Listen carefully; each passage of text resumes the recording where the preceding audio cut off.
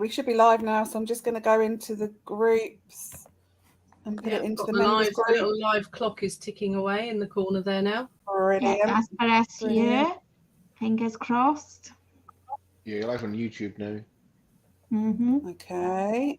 Hello, everyone on YouTube and Facebook. I'm just refreshing. There we go. So now I'm just going to share it into a... Oh, it's quite. Is it a page? It says share to a page. Group. Share to a group. Right, group. Okay, so Facebook, Sandra says hello.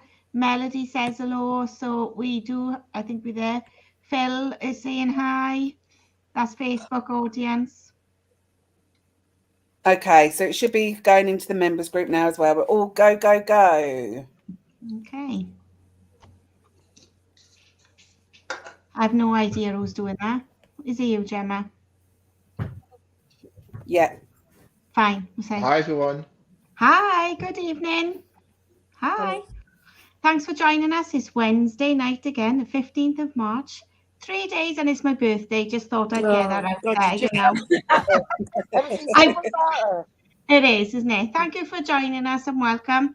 I got to say, we've got a small change tonight. We welcome in Suzanne tonight instead of a different member. So I mixed up somebody's dates with holidays. So thankfully, Suzanne has agreed to save the day and come and join us and have a chat, which we're very grateful for. I can't believe you lot are so quiet. What's going on?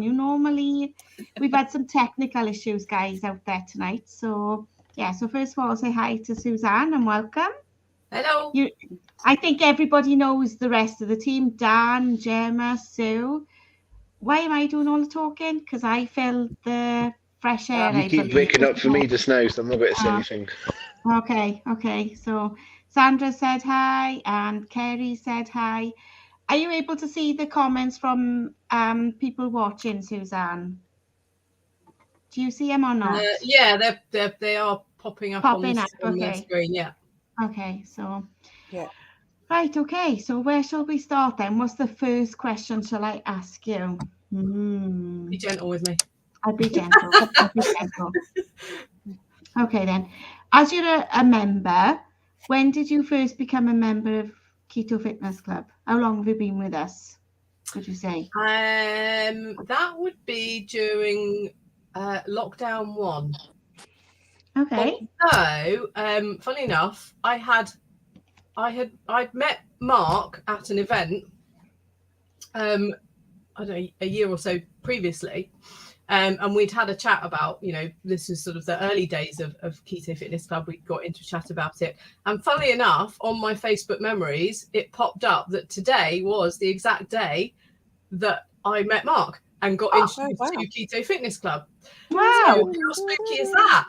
Well, happy anniversary then. I mean, there's Keto-versary, as we call it within the group.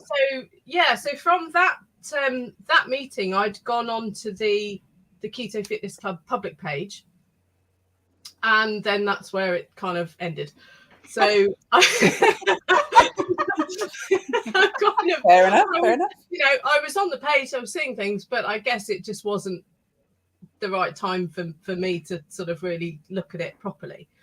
So I would say that lockdown 1, round about I think April, May time 2020 was the time that I can't remember the circumstance of why it sort of came into my sort of back into my little world, and suddenly I thought, I need to take a bit more notice of this, and I sort of started looking at recipes and things like that, and then just sort of made a decision that actually, yes, this is something that I want to give a go.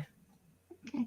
So what initially prompted you to go to one of the face-to-face events that Mark was holding back in the day when he first launched? It wasn't a keto event. It was.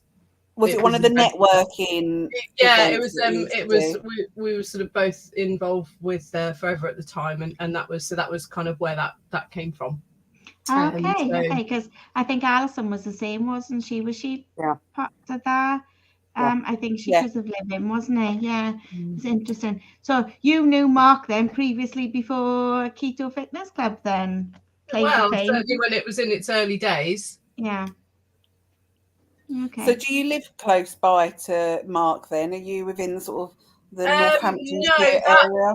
That event was in Milton Keynes, so which I guess would probably be sort of in the middle of where I am and where he is. So I'm in the Chilterns in Buckinghamshire. Okay. So you said you were I'm going to put this word in, lurking in the background in the public group, you know. What can you think of anything that really struck a chord for you, why you wanted to give keto a go, the lifestyle? I mean, I suppose in the back of my mind, I'd sort of, still had the sort of conversation that I'd had with Mark. It was sort of, just lurking there. And obviously things were popping up on my news feed from the public page. And I don't know, I think I just got to a point where I'd sort of tried so many other things. And suddenly this was kind of coming up more and more into my sort of consciousness of just seeing it. And I just sort of decided, so I think I saw a post come up about a kick workshop.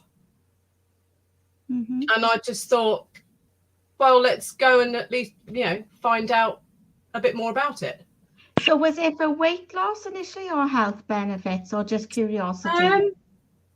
Bit of both, I think. I mean, I've because I see you as a fit, very fit young lady myself personally, Well, I think, as with a lot of people, I've had my battles with food addictions.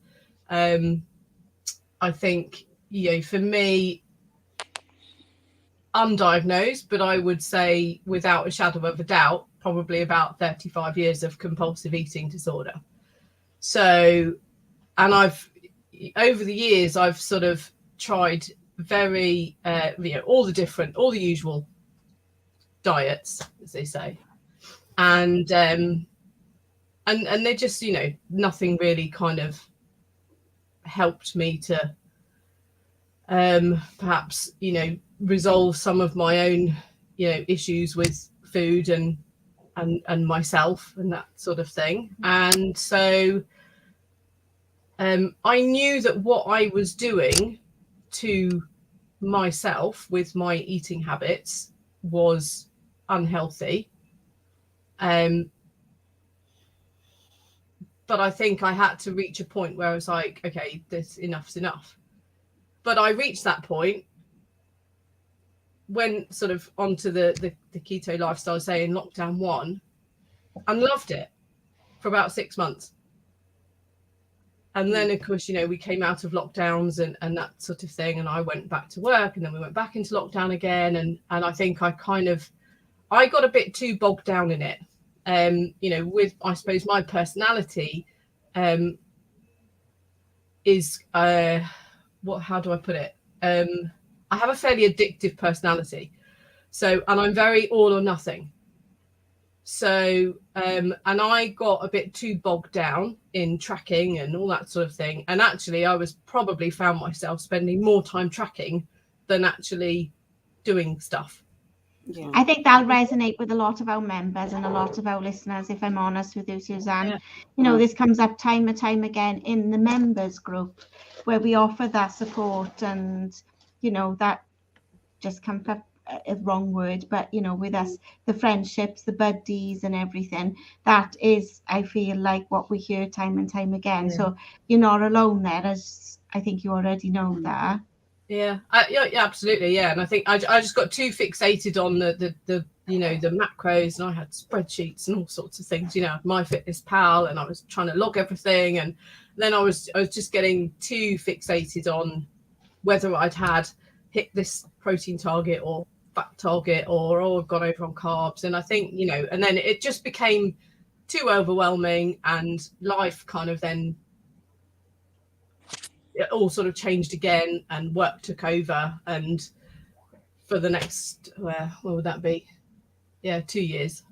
I just sort of went right back into my old convenience habits. And I think a lot And of it's people, so easily done. yes, Yeah. I was going to say lockdown, because we were home and we took away a lot of the busyness. We could concentrate on this a bit more. Once we all started and dipped our toes back into working, getting back to the busyness of our lives, this kind of lifestyle, when you're learning about it, a lot of people seem to have either, we use the term, fall off the wagon, or just don't give it the priority because life gets in the way so often, when truthfully, for now, you learn it's a lifestyle now, and it becomes, for a lot of people, the more they do it, easier because it's automatic. Would you say you're closer to that these days, or are you still dipping in and out, do you think? No, I think I sort of got to a point towards the end of last year, and I think probably, I turned 50 last May, and there was a whole lot of things last year that I sort of got to a point towards the end of the year, and I just thought, hang on a minute, what am I doing with my life? I was working 50, 60 hours a week. Sometimes I could work 3 weeks without a day off. It wasn't that I didn't enjoy my job. It was just, it just became all consuming. It took over. And then the same sort of thing, with, and so obviously there was an effect on how I was living in general. And, lunch was always go to the cafe, live on lattes all day. And then I'd come home and I was so knackered. I couldn't be bothered to cook. So I was really just living on convenience food. And in the back of my head, I kept wanting to kind of come back to this. But there was this little blockage of sort of thinking, yeah, but I was in it. And then I fell off the wagon, as that term. And how do I go back to it? Because I'm embarrassed that I kind of, stopped doing it. And how do I reintroduce myself back into the group, which is daft because I know how welcoming the group is, and I knew deep down that I would get welcomed back with no judgment, but that's that little demon that goes on in your head, isn't it? And sort of the sort of just kind of can stop you from doing something. I think we've all been there. Yeah, and I reckon a lot of our people that are watching are probably thinking, I'm in that same boat. They might be watching this, haven't gone back into the group for a while. They really want to, they're not really sure how. So what was your defining moment of, right, I am going to get back into this, and how did you do it? I think I just reached, I kind of reached breaking point, but I don't mean that in a negative breaking point. I've had breaking point of the negative type before.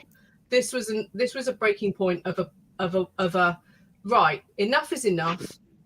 Life is not how I want it to be. I've gone way off the path that I wanted to be on a couple of years ago, and the only person that's going to change it is me. So you had a light bulb moment then. Yeah, Suzanne. so I handed in my notice for my job. Okay, we wouldn't advise everybody do that. No, don't necessarily do that a bit.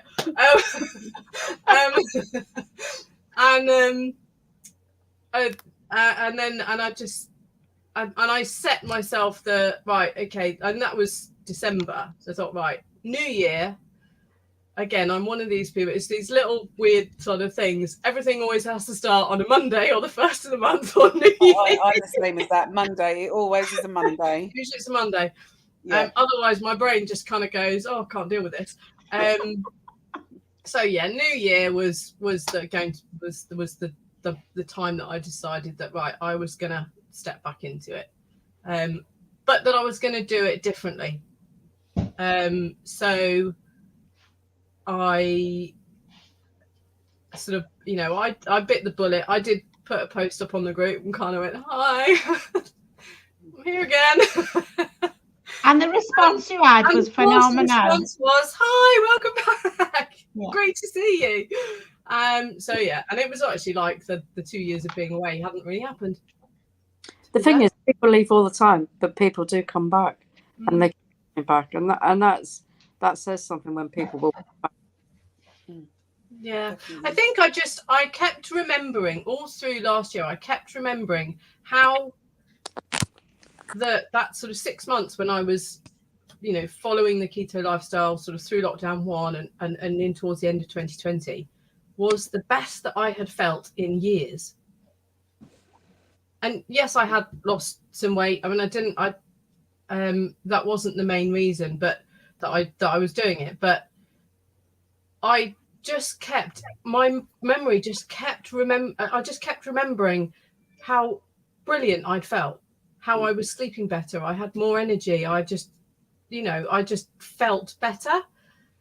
And I had to do this little battle with the part of me that wanted that back again and the part of me that was saying, yeah, but you don't deserve to feel like that. It's like we're talking about, you have the good angel and the bad angel, or whatever you want to say. Good guy here, bad guy there, and you want a carb. No, I don't. Yes, you do. No, you don't. I think everybody goes through that, Suzanne. Yours is Yours is very polite. I was going to say Rosie. Suze wouldn't be like that. Suze would have quite a bit of swearing in her. Mine's only polite because we're live on here. Oh, Actually, tell you what. Dan's had to go because his internet was bad, so he's now watching on Facebook. Okay. So if Dan's got any questions, and if anybody has got any questions for Suzanne, please write them, comment, and we will ask them to Suzanne for you. So talking with regards to food now, because it's come up a bit, and obviously you've come back into the lifestyle since the start of the year, and you got on track and things like that.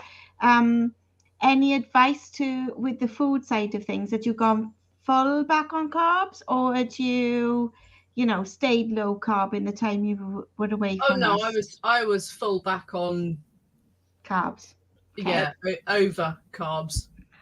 Okay. Yeah. No, but it's honest questions because I was fully back on the bad ways. Yeah. So to give up, obviously now I say give up because we don't eat the white stuff, the sugar, the potatoes, the rice, the pasta. How did you find giving those things back up again? Was it easy or hard? For the most part, it has been quite easy, but I think that's because of the shift that I had in my mind. Yeah. You're ready now. You've had a taste now.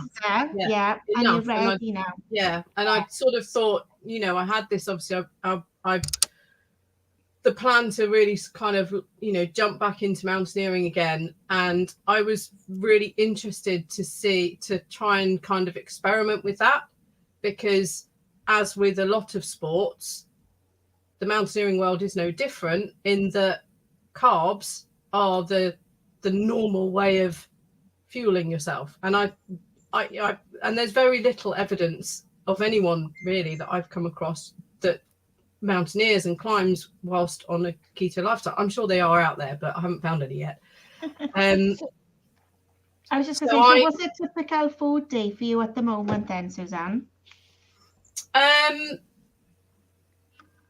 I tend to now I do sometimes use the fasting tracker, and I don't really set fasting targets. It's more a case if I get to I'm kind of learning to listen to my body more as to when it's telling me I'm hungry. Okay. So if my body tells me I'm hungry at 7 a.m.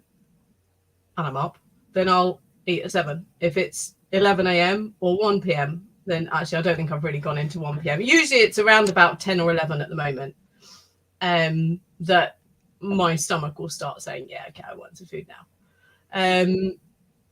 Sometimes it's dictated a little bit by work, but sometimes not. So I tend to start with usually something that's eggs in it, eggs and spinach. So quite often it'll be something like some smoked salmon with spinach and scrambled egg or poached egg. Or it might be one of the KFC fluffy pancakes. KFC as in Keto Fitness Club, not the other KFC. Yeah. I was just about to say that, but you got it in just in time. I've done it myself. It's easy Yeah. to do the Well, it's abbreviation. just a bit less of a mouthful. Yeah. So yeah, I do like the fluffy pancakes with some Greek yogurt and some, strawberries or raspberries or something like that. So it might be that. I'm simple. I start my day off, most days off, with the same thing every day. And allow people to say, do you get tired and bored? Not really, because I think it's good fat, and it's because it's cheesy eggs I have, because they laugh over my cheesy eggs. And it's a case of, 2 or 3 eggs are such a good way of protein to start the day there, and I never get tired of it. It's only if I'm out I may change it, but as a rule, most days I start off with eggs myself. So that's a good thing. So do you have a small meal in the morning and a larger meal in the evening, or? Yeah, I think I still probably have my main meal is in the evening, usually somewhere between 6 and 7 o'clock, and that varies. One thing I do really love about this lifestyle is it does kind of force you to cook, and get you off that convenience living. And it doesn't have to be complicated. Yes, I'm sort of transitioning at the moment, so I am still sort of partly in my old job, but I'm only working a couple of days a week there, and then I work a couple of days a week for another company that I do work from home. So, but at the minute, you've got a balance. Yeah. Do you find it easier following the lifestyle when working at home, or when actually going into a workplace? I think it depends how organised I've been. I do find now, because I'm now eating less, so I'd say I've probably settled into a sort of a 2 meal a day way. There might be a snack somewhere in the middle, but not always. And I do find, I think at work, because on days when I'm actually going into work, so my old job, those days, they usually start at sort of 11 o'clock. So it's quite easy for me to have a good breakfast beforehand. And then actually I think that I'm okay until I come home at 6 o'clock in the evening or 7 in the evening. Or I might just maybe take something in as a snack or something. But so it depends a lot. I think in a way there's less... temptation is not quite the word, because actually when I go to work, there's a cafe there, which would be very easy to just go to. Yeah, but it's effort then, isn't it? Pick more. And you can say to yourself, oh yeah, but it's keto, I can still pick. So I think actually I'd say I'm definitely saving money because I'm not going to the cafe every day. So whereas before, when I looked at my sort of my work, the Leisure Centre site profile account, honestly, it was just like every statement was like cafe, cafe, cafe, cafe, cafe, sometimes 2 or 3 times a day, depending on how many times I've gone back for a latte. And now it's maybe once a week I'll go and get a coffee from there. So, I definitely think it's made a difference to my spending habits. Cool. So you briefly touched on mountaineering and your love of climbing. So tell us a bit more about that, because you've been on some incredible journeys, I think, this last couple of months, and I've loved seeing your pictures.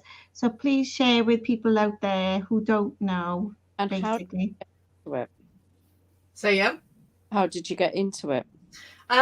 So I was first introduced to climbing and mountaineering in, I would say, about 1997, 1998, somewhere like that. I was serving in the army at the time, and I was based in Germany. And then in 1999, I was very fortunate to get posted down to run the police post down at the Adventure Training Centre in Bavaria. So I was based in the Bavarian Alps for a year. So really, there was, it was a bit of a no-brainer, really, to try to on your doorstep, climbing and stuff a go. So I basically spent a year, a summer of climbing and roaming around the Alps down there, and a winter of skiing. And that did definitely sort of get me the bug. So from that, I did various sort of instructional courses. I did a mountain leader course. I was a military ski instructor, and I did my climbing instructors courses. And then, so when I then went to Northern Ireland for 3 years, I did spend quite a lot of time away on expeditions. I was very lucky. I went to Canada, and we did a glacier expedition in the Rockies. Wow. I went to Kilimanjaro in Tanzania on a big military expedition. I went to Norway, lots of sort of skiing in various alpine places, and did a lot of climbing in the UK and Northern Ireland as well. So that was sort of how I got started. And then in 2004, I then got posted out to a little island in the Indian Ocean with a total height above sea level of 1 meter. So it kind of went from one extreme to the other. So there was no sort of climbing or anything, but I did get quite into triathlons and obviously the water sports side of things. So did a lot of sailing and swimming. So you've always had a love for sport then and exercise by the sounds of it, Suzanne, because I don't think I could climb a mountain, if I'm honest with you. I climb a mountain behind my house. I climb that one, but it's just walking up a track, dear. It's not like up a mountain. And I live in the mountains in Wales, so, do you have to have specific training and equipment for the type of climbing you do then, I would have thought? Yeah, definitely, because obviously there are lots of different levels of climbing and mountaineering. There's you've got climbing as in the sort of the more the rock climbing side of it, so the technical rock climbing, and you just sort of you climb a cliff or something and then you come back down, which I love doing as well. But I think for me, my real passion is in the mountains. So climbing is a part of mountaineering, so going to the summit of something. And there's all sorts of things get thrown at you. So you go. So we've got some fantastic mountains in the UK, which can throw a lot of challenges at you. So they're definitely not easy places to go to. And then obviously you've got alpine mountains. You've got the big giants of the Himalayas and that sort of side of things. So you could be anything from just walking up a nice trail to climbing up a rock face to having to put crampons on and negotiating a glacier with crevasses in it to a snowfield to climbing an ice wall. But it throws everything at you, and usually the weather plays a big part as well. So you've been on 2 climbs this year so far, haven't you? 2 trips. So yeah. Tell us about. I'm making up for lost time because last year I did nothing really. I wouldn't say nothing because you were learning about yourself. I was, yeah. No, I was. Yeah. No, I did go to one mountain last year and it absolutely kicked my butt because I was totally unprepared, totally unfit. And yeah, it whooped me. And then I went back in January and made it to summit that time. So, would you do the big one? Would you do Everest? You know what? This is a question that we were chatting about actually when I was the other week when I was in the Pyrenees. I would love to, just because of what it is.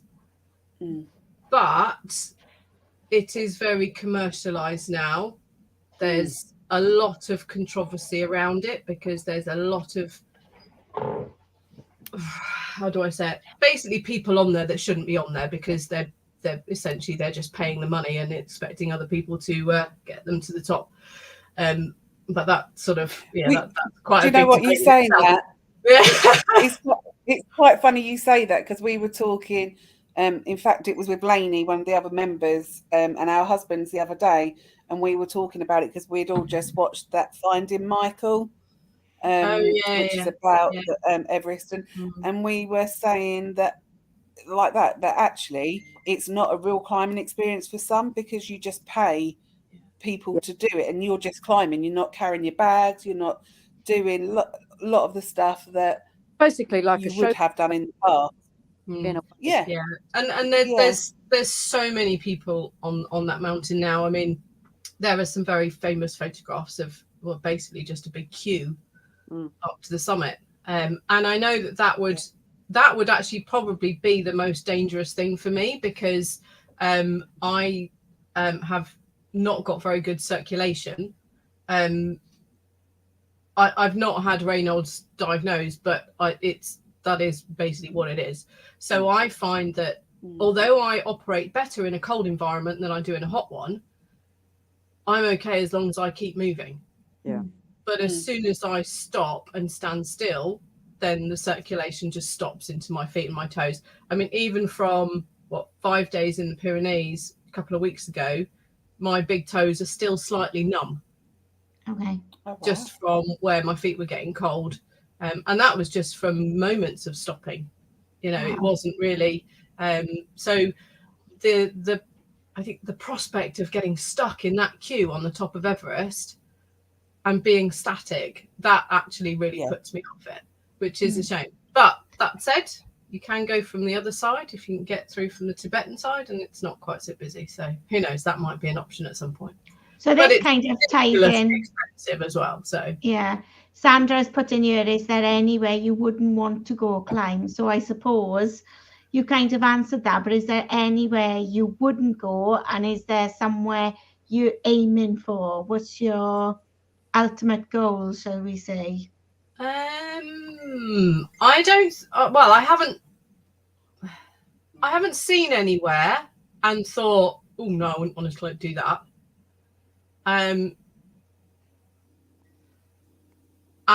But the number of places that I do want to go, realistically, I would never get the time or the opportunity to do all of them. So it makes it quite difficult to choose where to go next, because there's so many amazing mountains out there.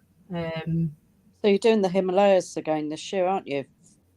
So I've just kind of been accepted onto an expedition in October-November time, to be 4 weeks in the Himalayas, to do 3 6,000-meter peaks, which that will be the highest that I'll have been to date. And how many days is that over? How many? It's over one after the other. Are you doing all pretty much? Although there is obviously you've got to kind of come down from one trek to the next one. But they're all in the same sort of vicinity, so they're fairly close together. But you've got to do one, come down, do the other one. Feet as well, So is your ultimate goal to do these fasted or fat adapted? Because you said you wanted to experiment with it.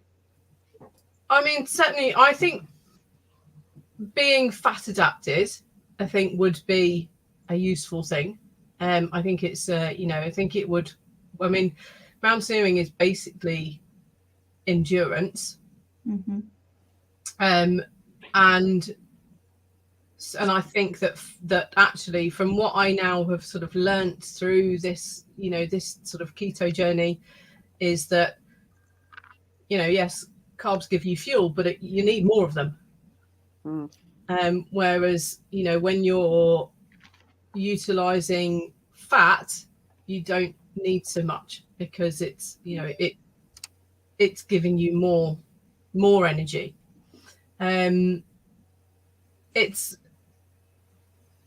It's more the logistics of it, I think, that is the hard thing to kind of get round, because when you're generally speaking, when you're in the kind of the lower camps and your food it's local food, So it is being cooked by a local cook, and you pretty much, you know, you get what you're being given. When you're at the high camps in altitude, you're reliant on dried food that you then have to, you know, boil up and rehydrate and do that way. So you don't have fresh food, and of course, all of those are heavy carb loaded. So I don't really know quite yet what the way around that is. It may be a new line for the bakery. It may be. I mean, I don't know. Dehydrated food. Dehydrated, low carb, low sugar, high fat options out there. They're not really that I've come across. So yeah, so the two trips I've been on so far this year have been a bit of an experiment. Morocco was fairly easy because they eat a lot of eggs. So quite often the food we were getting like Berber omelets and even when you were getting the tagines, they tend to bring it where you've got the meat in one dish and the couscous or whatever in another dish. So it was quite easy to actually just go, well, I'm just going to have from that dish and not that dish. So there was only a couple of occasions really when I was in Morocco that I sort of found, actually, I've got to either, you know, eat the carbs that are being put in front of me, or I'll go hungry, and the mountain is not a good place. It's not a place to be hungry. So that was relatively easy. The more recent trip to the Pyrenees was harder because a lot of the meals coming out were sort of carb and meat sort of all mixed in together. So, you know, we had and breakfast that was being put out was basically, it's like, you know, bread, biscuits, and then there'd just be some sliced ham, which was the only kind of non-bread related choice. Lunch wasn't so difficult. Again, it was bread. They tended to bring out sort of salami sandwiches, so I just picked the salami out in the middle. And then the second course of lunch would be more bread, but with an omelette on the top. So I'll just take the omelette off. The dinners were slightly harder. It was you'd get like a 3-course meal. The first course would be a spaghetti bolognese, for example, or one night, or then the next night we had a rice dish. I started to realise, though, once we'd had a few meals, that the next dish they'd bring out would be something like meat and potato. And actually, there was one of the other girls who we sort of swapsied, because she'd have my potato and I'd have her share of the meat. So it was like that kind of worked a little bit. So I'd say that trip was definitely harder. But to be fair, you know, when you're in that environment, you just need calories, you need fuel. Yeah. And you make the best choices that are available to you at the time. Yeah, basically. And I still had my snacks of, I'm finding that Baby Bell cheese is perfect because they're nice, individually wrapped. They last for ages. So, you know, I found that, and I suppose when you're in that environment, it tends to be fairly cold. So you're all right to keep your cheese cold. I'm not sure how well they do in a hot environment, but certainly in the colder environments, they work. Pepperoni is another one that I take with me. Did you find biltong? No, not yet. I have yet to source that one, but I will do. That might be better for the hotter countries. I don't know. Yeah, it might be. I don't need to get cold. It's going to be sort of finding the right things, and just doing what I can with it. You know, so this is the thing. I think part of it, like the first time, I was a bit sort of, oh, I don't know how I'm going to adapt this. And I think now I've just gone, well, you just do what you can, and if you have to, you have to eat when you're in that environment. So, but that said, you know, at altitude, it does diminish your appetite. So there you go. Eating food becomes quite a chore because you don't really want to eat, just because that's an effect. It's one of the effects of altitude. It reduces your appetite. So you do actually end up having to kind of force feed in some situations. So I always find that my appetite drops a bit anyway. Okay. So things like, you know, cheese and stuff is quite ideal because you can just snack on it through the day. So if someone is listening to this and inspired to give mountaineering a go, what would you suggest that their first steps would be? I would say start walking in this country. So, you know, make the most of the amazing mountains that we've got. But don't underestimate them. So, you know, maybe if you're completely new to that sort of environment, then maybe go with someone who is a bit more experienced, you know, and can give some guidance on what kit to wear and that sort of thing. You know, we so many times in the UK we see people in the mountains, you know, in their flip-flops and carrying a plastic bag with, you know, and you know, and they look at, they'll kind of look at me or whoever at us as if we're strange because we've got walking boots and we've got a rucksack with, and it might only be a small rucksack. You don't need to take masses of kit, but just the basics and safety and a basic knowledge of navigation is always a good thing, because even in the UK the weather can change in an instant. You can go from it being lovely and sunny 1 minute to suddenly you're in, the clouds come in, you can't see 10 foot in front of you, and that's usually where things can go a little wrong. So, you know, Also, they have knowledge on how to read a map, because up mountain you don't get GPS a lot of the time. So yeah, a paper map, you know. Absolutely. I mean, I'm all for there's a lot of debate in the mountain sort of world at the moment as to, you know, this sort of switch to using maps on your phone and that sort of thing. I personally, I think there's a place for both, but I think a basic navigation skill using a map and a compass is you can't rely on technology and whatnot, and your GPS goes, you're knackered. You're like, okay, I'm up and mountain, I don't know where to go. Yeah, you know, and it can become very dangerous very quickly.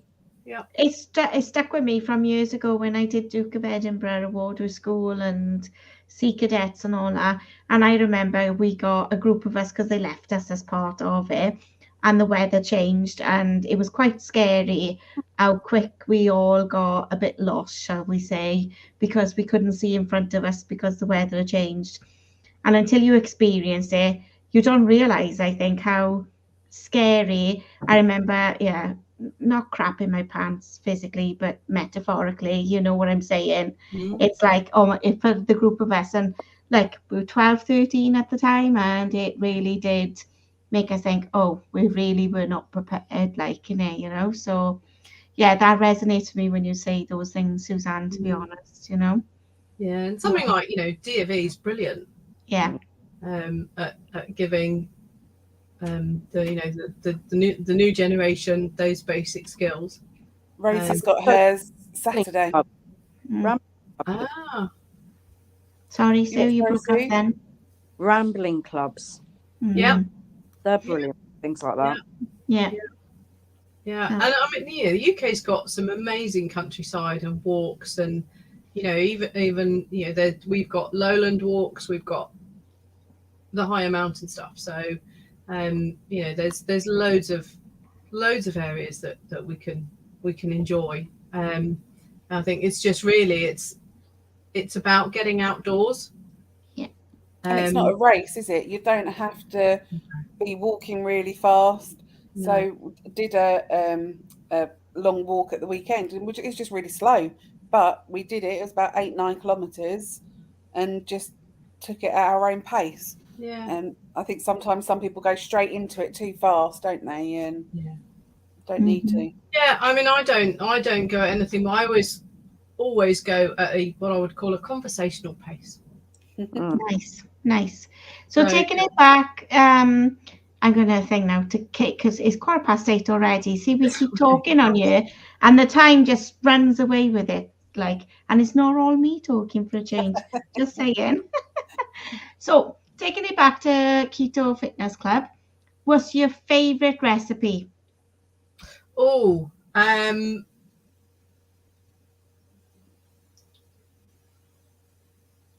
would say I'm very partial to a fathead pizza. Okay. Yeah, nice. I do love those. I really like the bacon cheeseburger pie. That is a really nice one. That's always a favourite that comes Yeah, in. I know. Oh, I don't know. I think and the korma as well, actually, because I'm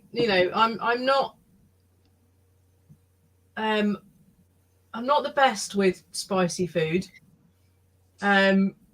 Probably I don't know, tikka masala is about the most I can cope with. So I'm very much a chicken korma girl, and with Gemma then. yeah, I really enjoy making it, actually. Yeah, I think the korma recipe is really nice. I think a lot of members find the passion for cooking comes back once they start enjoying this lifestyle, how they feel and they want to cook and know it's not processed. I think the passion comes back, So talking about passion, we know Mark is very passionate about his exercise classes. So as a member, do you partake in any of those? I do. And do you have a favourite?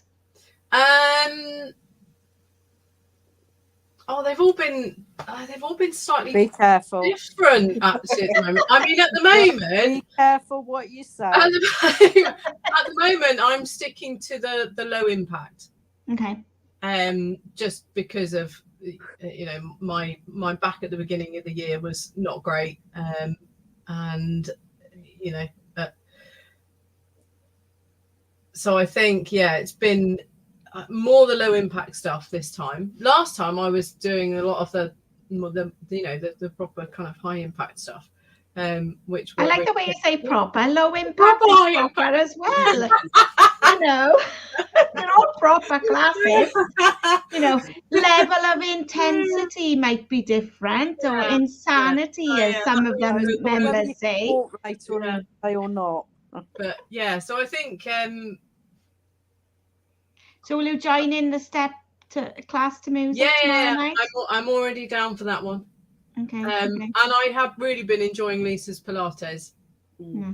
So they've been really, really good. So that's on a bit of a break at the moment, but I shall look. So you would recommend membership to people? Absolutely, then? Yeah, definitely. I mean, I think the value for what you get is immense.